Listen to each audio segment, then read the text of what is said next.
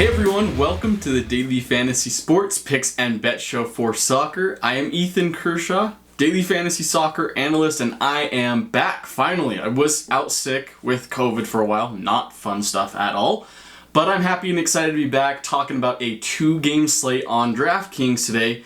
Got some very intriguing prospects on this one. But before we jump into the video, please make sure to drop a like on this one, and then also head on over to Mayo Media Network and subscribe to the channel. Also, don't forget to subscribe to Daily Fantasy Sports Picks and Bets the Mix podcasts, wherever you get your pods from, then leave a 5-star review. And then last but not least, head on over to Twitter, follow me at Ethan Kershaw 9, where I'll be helping you out with your daily fantasy soccer lineups, giving you news, notes, anything you need. I am here for you. All right, let's go ahead and look now at this slate. Like I said, very intriguing slate, some very good prospects, but it is just a 2-game slate. We've got DC United playing against Orlando, and then we've got Cincinnati against New York Red Bulls. So gonna be some good games here, but there's a pretty big price discrepancy between players here. So I'm gonna talk about a couple of guys that I think you really need to have in your slate that are gonna return value for their cost. Let's go ahead and start off with one of those guys at the forward position. It's gonna be Ola Kamara at 9.3K. Now, Kamara for DC United has been on fire. He's been electric this season, scoring lots and lots of goals. 4 goals, 2 assists, and 9 shots over the last 4 games. Something else I really like about Kamara is that he's the penalty taker for the team. So if he's ever in a rut and the team happens to get a penalty, he's going to be there on the spot to put it away. Also, something really important about Ola Kamara, his consistency. He's averaging almost 20 fantasy points per game over the last 6 games. Something you really need out of a forward, especially with this price, is to score a goal. I think this DC United game against Orlando is going to be a really high-scoring affair, a lot of opportunities for Ola Kamara, and so I think he's a guy who's going to be very important to put into your team this week at 9.3K. Let's go ahead and look now at his teammate, Yordi Reyna, at 6.8K, which is a bit of a discount from Ola Kamara. Not obviously as good of a player, or I would say as talented as a player as Kamara, but Yordi Reyna has plenty in himself. Almost 12 fantasy points per game over the last 7 games, which is pretty consistent as well, with 2 goals and 19 shots over that span. Just because the guy's getting so many shots, so many opportunities in the attacking third, I think he's a very valuable play, especially at 6.8K. He's a bit cheaper than sometimes he may be if there was, say maybe some more attackers in this slate.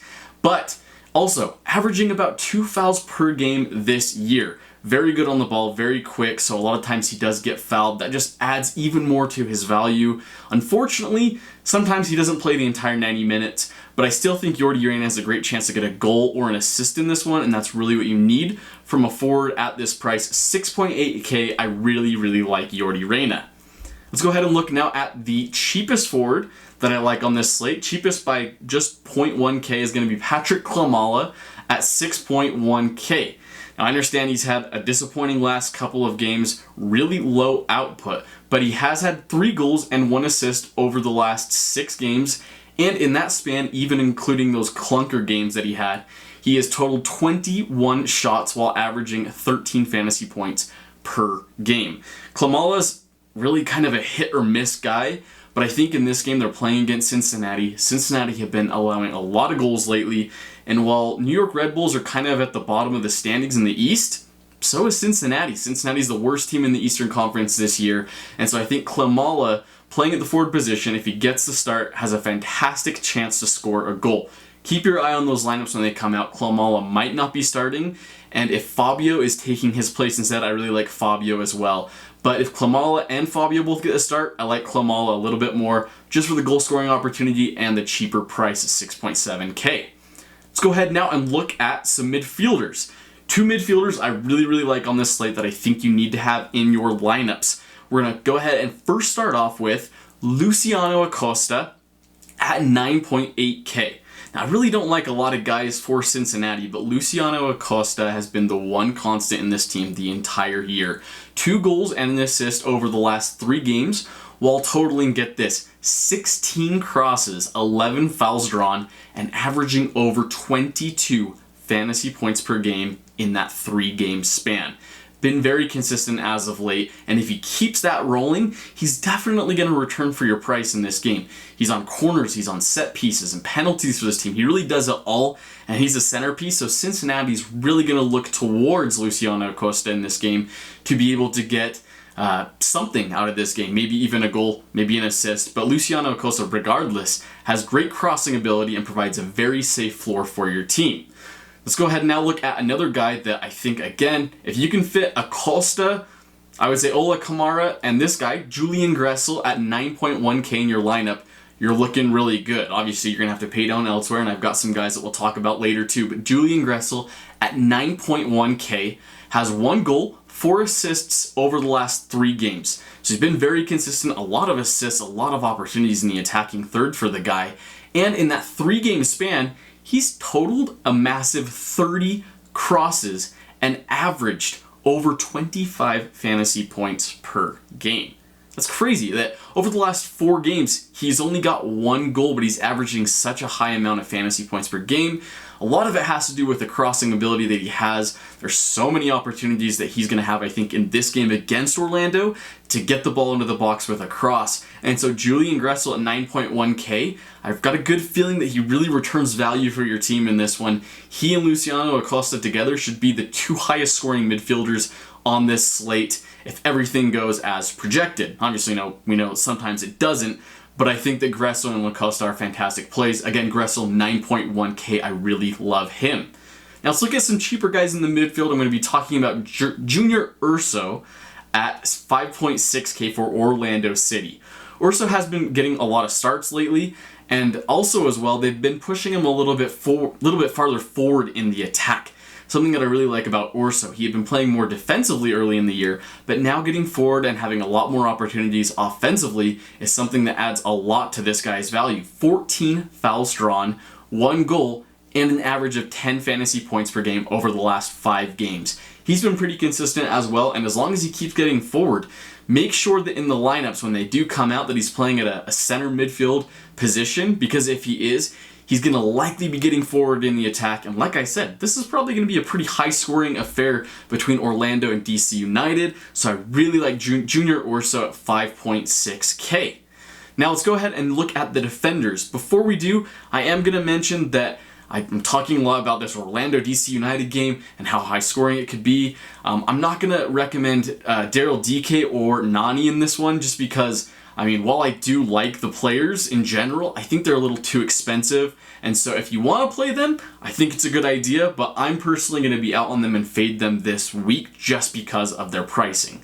But my favorite defender on the slate this week is going to be John, not JR, Tolkin at 5.9K. Now, John Tolkin's going to be really important in this game for New York Red Bulls. No Kyle Duncan because of yellow card accumulation on the other side of the field, and so Tolkin's going to have a lot of responsibility. They're really going to rely on him to get forward in the attack, and Tolkin lately has been playing at a more advanced position, at more of a left wing-back position, getting forward in the attack. They've been playing with 5 in the back lately, and so he's been kind of the left wing-back guy, kind of getting forward, not having too many defensive responsibilities, really helps to this guy's floor. And really he's been every other game. It's due time now that he has a pretty good game in this one. Over the last 4 games, Tolkin has an assist, 15 total crosses, and 11 fantasy points per game. Been a pretty consistent guy this year, and so I really like him at the top of the defenders list as my favorite guy for defense this week. Now, if you're looking for a guy to just kind of go ahead and punt off the cliff, I really like Sean Nealis at 2.6K for the New York Red Bulls. Now, like I said, he's kind of just a punt, but he's got some upside. He's been a regular 90-minute player as of late for the Red Bulls, been starting at a center back position, and he's got 4 shots and 5 passes intercepted over the last 3 games. He's got a fair chance to score a goal in this one as well, getting forward on set pieces. Also, he's got pretty good odds at getting a shutout in this game. If he's playing 90 minutes and they're playing against Cincinnati, got a decent chance to leave this game with a shutout, add some extra points to him. So 2.6K, I think he's a really good punt, which kind of leads me now into our goalkeeper position.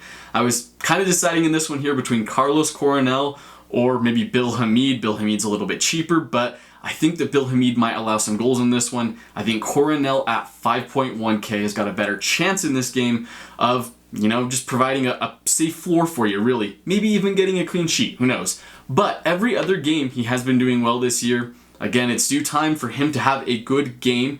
He's got 11 saves and 10 fantasy points per game over the last 4 games. And get this, New York Red Bulls have only allowed 2 goals in their last 4 games. 2 of those 4 games were shutouts. And so I think that Coronel, facing a pretty bad Cincinnati side with low scoring opportunities, I think has got a really good chance to get a shutout and to score a lot of points in the goalkeeper position for you at 5.1K this week. He is my favorite goalkeeper play. Now, finally, we're in the portion of the video where we look at my favorite bets on this slate. Got 2 bets for you. First, let's go ahead and look at the New York Red Bulls game. I really like them to win in a shutout at plus 290. New York Red Bulls, like I talked about, shut out opponents in 2 of their last 4 games. And Cincinnati have lost their last 4 games. Not looking good for them. New York Red Bulls is still technically in the playoff race, so they do have a lot to fight for. I think they come out in this game with a little more bite, a little more edge to their game. Really good opportunity to get a shutout in this one, and at plus 290, I really, really like those odds. Now, the final bet that we're going to be looking at, maybe a little bit more risky, but I talked about how this Orlando DC United game has got great upside for lots and lots of goals.